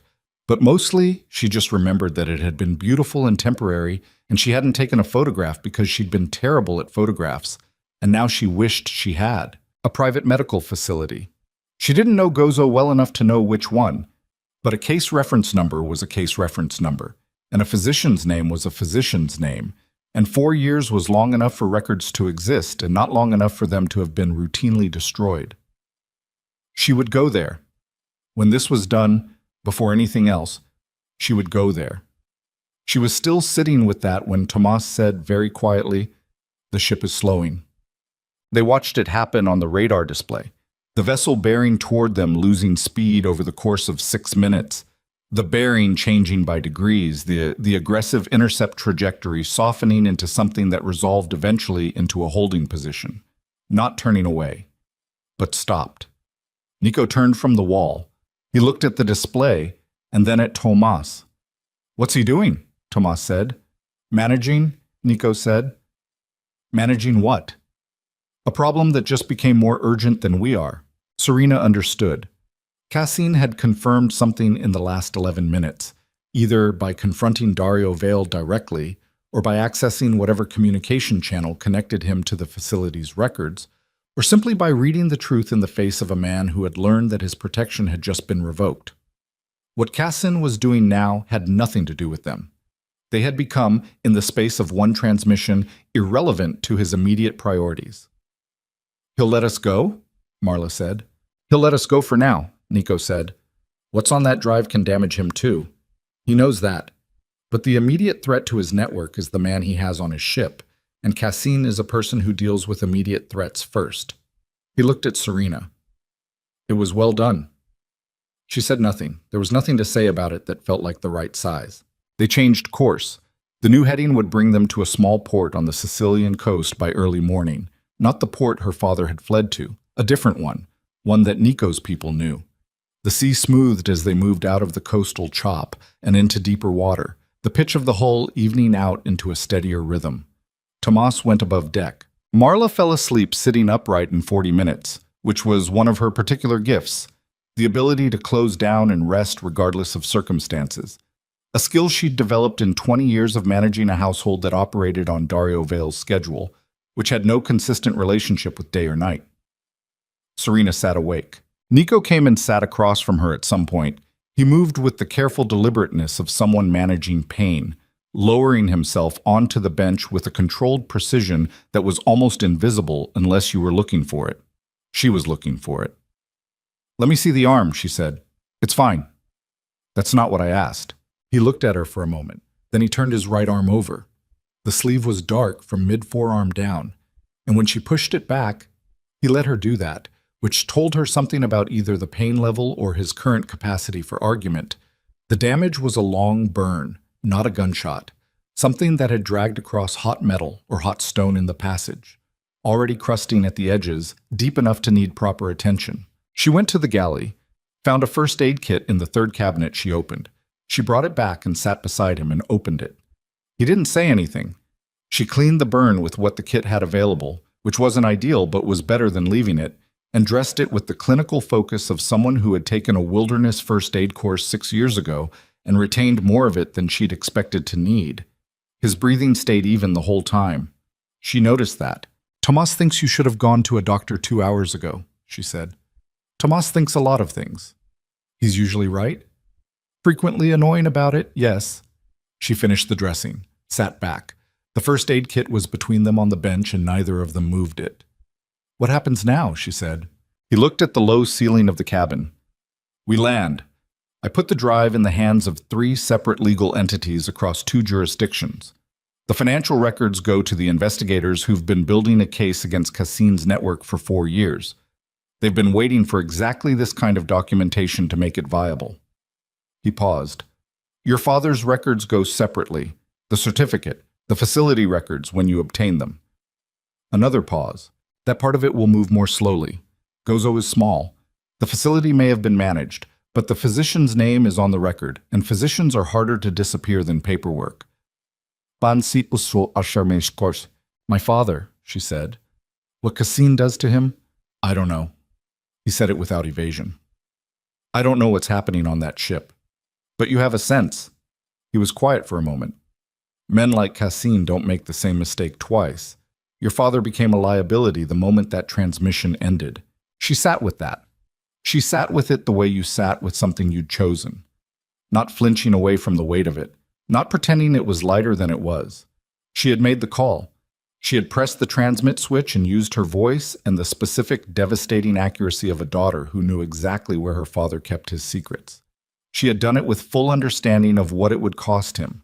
She would have to decide what that meant about her. Not tonight, but eventually. "The certificate," she said, "the legal process for recognition, for what it actually says about how she died. It will take time." "How much?" "I don't know, but it will happen." He looked at her directly. "I have people who know how to move these things. Not quickly, but correctly. She will be—" He paused, choosing the word carefully. "Accounted for, properly." Serena looked at her hands in her lap. Her left hand, where her father's ring had sat for 3 years and wasn't sitting now, where the white mark had already started to fade in the hours since she'd removed it, the skin beginning to recover its normal color. By next week, it would be gone. Her name was Elena, she said. Not for his benefit, for her own. Just saying it into the air of a moving vessel in the middle of the Mediterranean in the last hours before dawn, because it was her mother's name, and it deserved to be said out loud by someone who loved her. Nico said nothing. He was good at that, she'd noticed, at recognizing when silence was the right thing. They sat together in the quiet cabin with the engine beneath them and the sea around them and the darkness beginning very slowly at the edges of the small porthole windows to lighten. The port in Sicily was small and operational at 5 in the morning in the way that working ports were. Not busy, but never truly asleep. Always the sound of something being moved or maintained, the smell of diesel and salt, and the particular quality of early morning light on water that had no equivalent anywhere that wasn't the sea. They tied up at a berth Tomas arranged by radio in the last 20 minutes of the crossing. A man was waiting, young, competent-looking, with a vehicle that was nondescript in the way that suggested deliberate choice rather than accident. Nico's network, she understood, extended into places she hadn't mapped yet and probably never fully would. Marla woke when the engine cut. She looked around the cabin with the immediate orientation of someone who had trained herself to know where she was before she knew she was awake. And then she looked at Serena, and Serena nodded once, and that was enough. They went ashore in the early light. The stone of the dock was cool under Serena's bare foot. She had lost the second sandal at some point in the night. She wasn't sure when, and she was walking on the actual ground of an actual port with nothing between her and it, which felt appropriate in a way she couldn't articulate. Nico arranged things quickly. The drive went into a locked case that the young man took in the vehicle. Tomas handled the vessel's documentation, check, mooring, registry, whatever needed to be managed so that the night's crossing didn't exist in any form that could be found. Marla was taken to a small hotel 2 streets back from the port, clean and anonymous, with a room paid for and a phone that wasn't connected to anything that mattered. Serena stood outside the hotel while Marla went up. Marla stopped in the doorway, turned back. "Come inside," she said. "Sleep. In a while." Marla looked at her.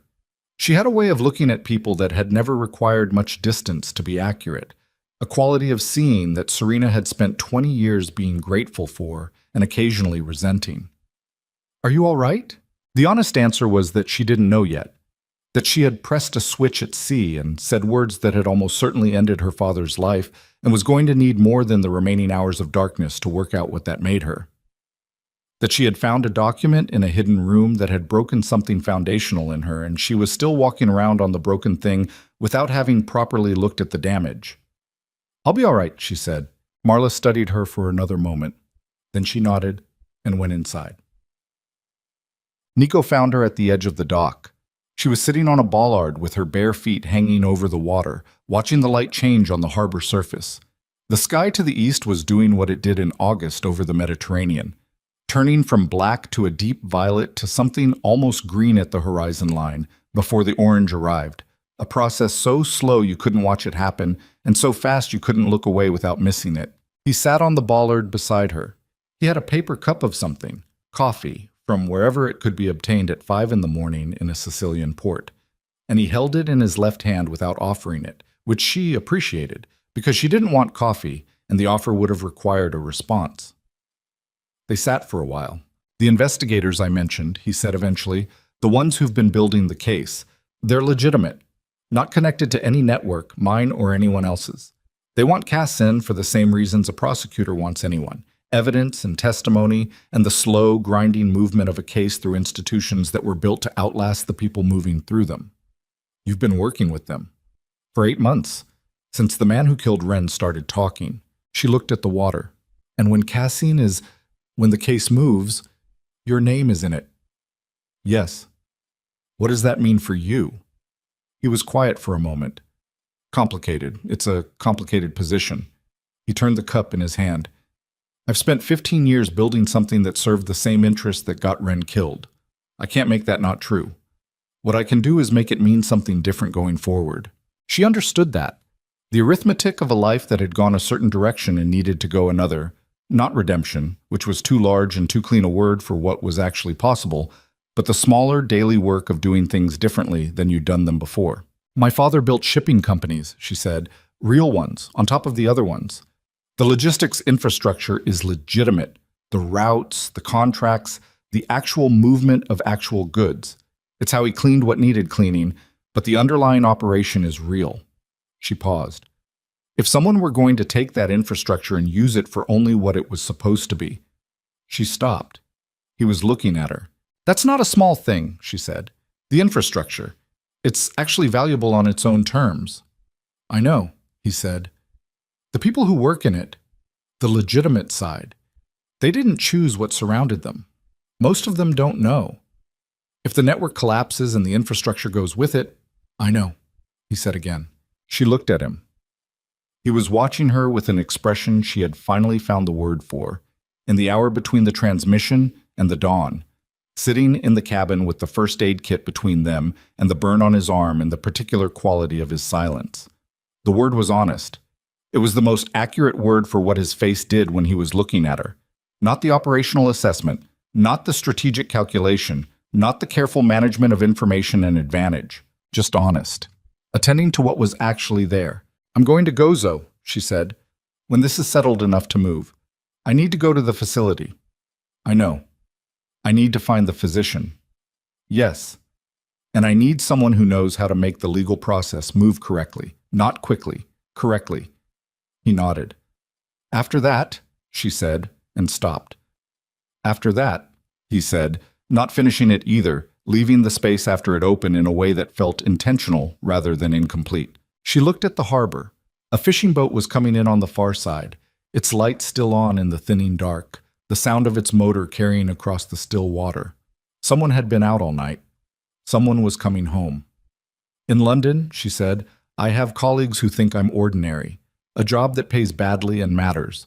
An apartment with a lease and a name my father doesn't..." She stopped. "Didn't know." "Past tense," he said. Not a question. Past tense. She looked at her hands. I can't go back to what it was before. I know that. No. But I can go back to what it was about. She was working this out as she said it, the way you worked out things that were only true while you were saying them. The work, the reason for it. People who need someone who knows how institutions actually function, who knows where the rooms are, who knows what's behind the walls. She paused. That part I can go back to. Different city, maybe, he said. Maybe. New York has social services. She looked at him. He looked at the water, entirely composed, entirely unbothered by what he'd just said. That's not subtle, she said. No. I haven't decided anything. I know. I barely know you. You know me better than most people do, he said. And I didn't say decide. I said maybe. She sat with that. The light on the harbor had moved into the orange now, the full arrival of it, the way it turned the water from black to something that looked almost warm. A gull landed on a piling 20 feet away and regarded them with the specific contempt of a creature that had been here before anyone and would be here after. What did you want, she said, before Wren, before all of this? What did you actually want? He was quiet for a long moment, long enough that she thought he wasn't going to answer. A legitimate shipping company, he said. It sounds... He paused. I know how it sounds. It doesn't sound like anything, she said. It sounds like what you wanted. My grandfather built boats, small ones, wooden, for the coastal trade. He built them by hand, and he knew where every piece of timber came from, and he knew the men who sailed them. He turned the cup in his hand. I wanted to build something like that, larger, but with the same... I wanted to know what I was building. I wanted it to be real. She thought about her father's infrastructure, the routes, the contracts, the actual vessels moving actual cargo through legitimate ports, built on top of something corrupt but structurally real, the way buildings sometimes were. The foundation wrong, but the frame sound, and if you could clear the foundation without losing the frame. She didn't say that yet. It wasn't the moment, and she hadn't decided anything. But she held it. Thomas thinks you should have a doctor look at the arm, she said. Thomas already found one. He's coming at 7. Good. She looked at the sky. Full light now, the orange settling into the ordinary gold of morning. I want to sleep before Gozo, a real sleep, not sitting on a boat. The hotel has rooms. I know. Neither of them moved yet. The harbor continued doing what harbors did, indifferent, functional, the movement of water and vessels, and the distant sound of a city beginning its day without knowledge of or interest in the night that had happened on the water outside it. A city going about the business of being alive. Serena Vale sat on a bollard above the Mediterranean with no shoes and smoke still in her hair and a white mark on her left hand where a ring used to be that was already almost gone, and she watched the morning arrive and she let it. Serena, Nico said. I know, she said. And she did. Not everything. Not the shape of the next year or the outcome of the legal process, or what the physician in Gozo would tell her, or whether the case against Cassine would move the way cases sometimes moved and sometimes didn't. Not what New York looked like from a window that was hers, not what it would feel like to build something instead of running from something. But she knew the morning was real. She knew Marla was sleeping 2 streets away. She knew there was a case reference number in her head and a physician's name and a date she would carry until she didn't need to carry it anymore because someone official had written it down somewhere it couldn't be hidden. She knew she had told the truth in the hardest room she'd ever been in, and the world had not ended. She stood up from the bollard. Her bare feet found the stone of the dock, and she stood on it, all of it, the whole weight of her, nothing between her and the actual ground. Nico stood beside her. They didn't touch. They stood for a moment side by side in the early light above the harbor, 2 people who had come through a night that had cost them each something they wouldn't finish paying for in a single morning. And then Serena turned from the water and walked back up the dock toward the street. And he walked beside her, and the morning opened up around them like something that had been waiting a long time to be used. She didn't look back at the water. She had spent enough of her life looking back. The street was narrow, and the light was gold, and somewhere ahead of them, past the edge of what she could see from here, the day was already underway, patient and indifferent and full of what came next. She walked into it.